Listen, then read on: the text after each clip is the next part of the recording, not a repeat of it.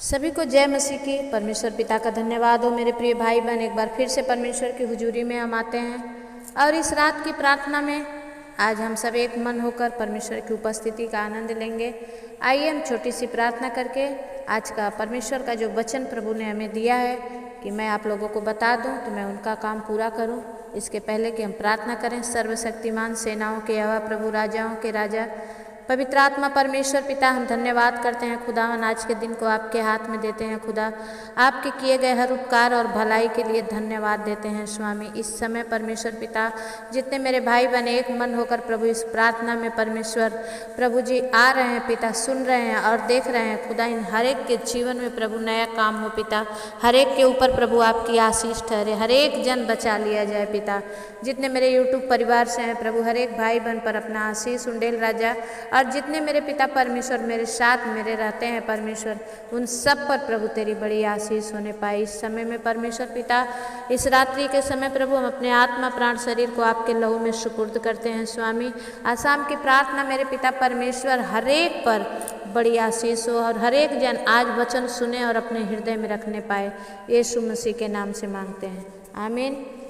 मेरे प्रियो, बहुत भाई बहनों का सवाल होता है कि प्रभु में हमें क्या नहीं करना चाहते हैं, क्या नहीं करना चाहिए। तो डॉक्टर के पास भी जाने के पहले बाद हम पूछते हैं कि डॉक्टर साहब इस दवा पर हमें क्या नहीं खाना चाहिए। वैसे मसीह में जब प्रभु में लोग विश्वासी बन के आते हैं तो नहीं जानते हैं तो पूछते हैं कि क्या नहीं करना चाहिए, और प्रभु के दास लोग यही बताते हैं कि दो ही चीज़ वर्जित है, पूजा और प्रसाद, इसे नहीं खाना है। तो बहुत सारों का क्वेश्चन रहता है कि क्यों नहीं खाना है। आज इसी पर मैं आप लोग को कुछ परमेश्वर अपने वचन से बातचीत करना चाहते हैं। तो आइए हम सब वचन की ओर चलेंगे और कुछ वचन से सीखेंगे। जब हम सीखेंगे तभी हम आगे बढ़ पाएंगे, अगर नहीं सीखेंगे तो हम गिर जाएंगे। इसलिए हमें सीखना जरूरी है प्रियो।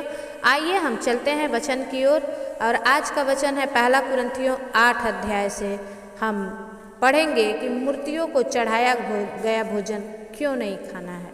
हालेलुया। और वचन कहता है कि अब मूर्तियों के सामने की गई बलि की वस्तुओं के विषय में हम जानते हैं कि हम सबको ज्ञान है, और ज्ञान घमंड उत्पन्न करता है, परंतु प्रेम से उन्नति होती है। यदि कोई समझे कि मैं कुछ जानता हूँ तो जैसा जानना चाहिए वैसा वो कुछ नहीं जानता, तो जैसा जानना चाहिए वैसा अब तक जानता नहीं। हालेलुया। परंतु यदि कोई परमेश्वर से प्रेम रखता है तो परमेश्वर उसे पहचानता है। आमीन।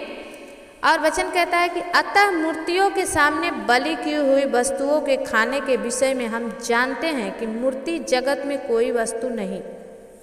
जितने प्रभु पर विश्वास करते हैं मेरे प्रिय भाई बहन, वो समझ चुके हैं भजन संहिता 115 अध्याय के अनुसार कि मूर्ति कुछ भी नहीं है। उसके आँख रहती है लेकिन वो देख नहीं सकती, उसके पैर है वो चल नहीं सकती, उसके हाथ है वो स्पर्श नहीं कर सकती, उसके मुंह है वो बोल नहीं सकती। तो ये वचन बताता है कि मूर्तियों के विषय में कुछ भी नहीं है। लेकिन जो नहीं जानते, जिनके आँखों पर अभी भी पाप का पट्टा चढ़ा हुआ है, परमेश्वर के लहू से धोए नहीं गई हैं, वो उन्हें बलि की हुई वस्तुओं को प्रसाद समझते हैं और वो खाते हैं। वचन कहता है कि मूर्ति जगत में कोई वस्तु नहीं और एक को छोड़ और कोई परमेश्वर नहीं है। हालेलुया। और यद्यपि आकाश में और पृथ्वी पर बहुत से ईश्वर कहलाते हैं, जैसा कि बहुत से ईश्वर और बहुत से प्रभु हैं, तो भी हमारे लिए तो एक ही परमेश्वर है, अर्थात पिता यीशु, जिसकी ओर से सब वस्तुएं हैं। जो कुछ आज हम संसार में खाने पीने, रहने पहनने ओढ़ने के लिए, वो सब उन्हीं का सृजा हुआ है। आज डॉक्टर और इंजीनियर भी उन्हीं के ज्ञान और बुद्धि से हैं कि वो मरे मुर्दे में भी जान डालते हैं। जब हम बीमार होते हैं तो हम दौड़ के डॉक्टर के पास जाते हैं, और वही परमेश्वर अपना ज्ञान और बुद्धि देकर उन डॉक्टरों के अंदर हमें और आपको चंगा भी करता है। मेरे भाई बहन, मैं नहीं चाहती कि आप भरमाए जाओ, इसलिए सावधान हो जाओ। वचन कहता है कि तो भी हमारे लिए एक ही परमेश्वर है, अर्थात पिता, जिसकी ओर से सब वस्तुएं हैं, और हम उसी के लिए हैं और एक ही प्रभु है अर्थात यीशु मसीह, जिसके द्वारा सब वस्तुएं हुई और हम भी उसी के द्वारा हैं। क्योंकि परमेश्वर का वचन कहता है कि मैंने तुझे तेरे माँ के गर्भ में, तेरे जन्म के पहले ही मैंने तुझे चुन लिया था और तेरे माँ के गर्भ में मैंने तुझे सृजा है। तो हम परमेश्वर के हैं। बस समय आने पर हम प्रभु के पास आते हैं। हमारा भी टाइम डेट वीजा लग जाता है कि इस समय आप प्रभु के पास आएंगे, ये दुख पड़ेगा तो आप आएंगे, ये परेशानी पड़ेगी तो आप प्रभु को आएंगे। क्योंकि परमेश्वर को कोई खुशी से ग्रहण नहीं करता। जब संसार इधर उधर से बर्बाद कर देता है इस संसार का हाकिम, तब लोग जो सताए जाते हैं वही लोग परमेश्वर के पास जाते हैं। हालेलुया। जब तक जिसको पैसे का आकड़, पैसे का घमंड है, नहीं मैं प्रभु के पास नहीं जाऊंगा, मेरे पास पैसा है मैं डॉक्टर के पास जाऊंगा, और वो डॉक्टर भी वही बात बोलता है, भाई हमने तो सब कुछ कर लिया है, अब ऊपर वाले का भरोसा है। तो मेरे प्रियो, इंसान के सामने मत झुको, लेकिन परमेश्वर के सामने झुको। वचन का कहने वाला कहता है, पर सबको यह ज्ञान नहीं, परंतु कुछ तो अभी तक मूर्ति को कुछ समझने के कारण मूर्तियों के सामने बलि की हुई वस्तु को कुछ समझकर खाते हैं और उनका विवेक निर्बल होने के कारण अशुद्ध हो जाता है। भोजन हमें परमेश्वर के निकट नहीं पहुंचाता। यदि हम न खाएं तो हमारी कुछ हानि नहीं, और यदि खाएं तो कुछ लाभ भी नहीं है। हम जितने मसीह में हैं, अगर हम नहीं खाते हैं तो हमारी कुछ हानि नहीं है। बहुत सारे लोग डरते हैं, प्रसाद ले लिए क्या करेंगे, माथा में लगाएंगे। अरे कुछ भी नहीं है। अगर मानो तो कुछ नहीं है, मानो तो देव नहीं तो पत्थर। हमें कुछ मानने की जरूरत नहीं है। परमेश्वर का वचन कहता है कि भोजन हमें परमेश्वर के निकट नहीं पहुंचाता। यदि हम न खाएं तो हमारी कुछ हानि नहीं, और यदि हम खाएं तो कुछ लाभ भी नहीं। परंतु सावधान, ऐसा ना हो कि तुम्हारी यह स्वतंत्रता कहीं निर्बलों के लिए ठोकर का कारण हो जाए। क्योंकि यदि कोई तुझ ज्ञानी को मूर्ति के मंदिर में भोजन करते देखे और वो भी निर्बल जन हो, तो क्या उसके विवेक को मूर्ति के सामने बलि की हुई वस्तु खाने का साहस ना हो जाएगा। मेरे प्रियो, आप जितने मसीह में भाई बहन बहुत ज़्यादा दिन से हैं, 10 साल 5 साल 20 साल, आप सावधान रहें, ताकि आपको नए विश्वासी देखकर कुछ सीखें। आप अगर ऐसा गलती करेंगे तो फिर नए विश्वासी लोग गिर जाएंगे। अरे उन्होंने तो खाया, वो तो प्रभु में हैं, वो तो ऐसा करते हैं, वो प्रभु में हैं। सावधान हो जाइए, परमेश्वर उसका पलटा लेने वाला है, न्याय करने वाला है। इसलिए किसी को ठोकर का कारण ना बने, परंतु सावधान। क्योंकि यदि कोई तुझ ज्ञानी को मूर्ति के मंदिर में भोजन करते देखे तो वो सोचेगा और वो निर्बल हो जाएगा, उसका विवेक खत्म हो जाएगा, और वो भी उस बली हुई वस्तु को खाने के चलते पाप में गिर जाएगा। इसलिए क्या करना है, इस रीति से तेरे ज्ञान के कारण वो निर्बल भाई जिसके लिए मसीह यीशु मरा नष्ट हो जाएगा। इस प्रकार भाइयों के विरुद्ध अपराध करने से और उनके उन निर्बल विवेक को चोट पहुँचाने से तुम मसीह के विरुद्ध अपराध करते हो। हालेलुया। परमेश्वर की स्तुति हो, महिमा हो। मेरे प्रियो, आप लोग को एक एक वचन परमेश्वर मेरे द्वारा खिलाता है। वचन कहता है, इस कारण यदि भोजन मेरे भाई को ठोकर खिलाए तो मैं कभी किसी रीति से मांस न खाऊंगा, ना हो कि वो अपने भाई के लिए ठोकर का कारण बने। हालेलुया। बहुत सारे लोगों ने फैला दिया है यीशु मसीह क्रिश्चियनों का परमेश्वर है, सिर्फ उसे क्रिश्चियन मान सकते हैं।